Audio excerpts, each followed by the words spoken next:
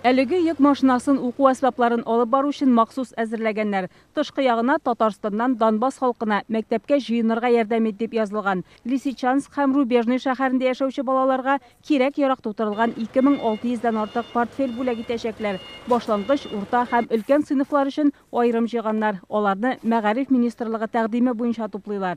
Монысы башлангыч сыйныфлар өчен әзерләнгән букша. Биредә төсле карандашлар, фломастерлар, дәфтәрләр, төсле кәгазьләр, буяу, карандашлар, ручкалар, барлыгы 70 төрле предмет. Югары сыйныф укучылар өчен әсбаплар бераз аерыла. Анда күбрәк калын дәфтәр, A4 форматындагы ак кәгазь, кара гилле каләмнәр, циркуль һәм калькулятор тутырылган. 18 август көнне без инде кичкенә генә инде мероприятие оештырып, телибез инде шушы рюкзакларны анда мәктәпкә керүче мәктәптә укучы балаларга тапшырырга. Россия флагы көне бит инде безнең 22 август көнне бәйрәм ителә.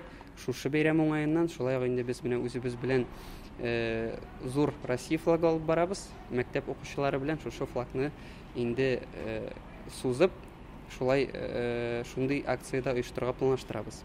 Мәктәпкә җыенырга ярдәм ит дип аталучы акция республикада 16 ел гамәлдә. Татарстан рәисе ярдәме белән оештырыла. Бердәм Россия партиясе шушы вакыт эчендә аз керемле гаиләләрдәге 200 меңнән артык баланы уку кирәк-яраклары белән тәэмин иткән. Лисичанск шәһәрендә яшәүчеләр быел мондый бүләкне икенче тапкыр алачак, ә Рубежныйга беренче мәртәбә җибәрелә. Всего здесь на 2 города это 2681 ребенок. Ике шәһәр буенча укучылар саны 2681 була. 1900 Лисичанскида яшәүчеләр. Без һәрберсенә җитәрлек итеп уку әсбаплары сатып алдык. Запас та бар.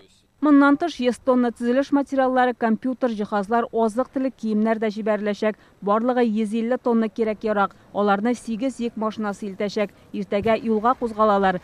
Чулпан Касыймова, Гадел Миндубаев, Яңа гасыр каналы.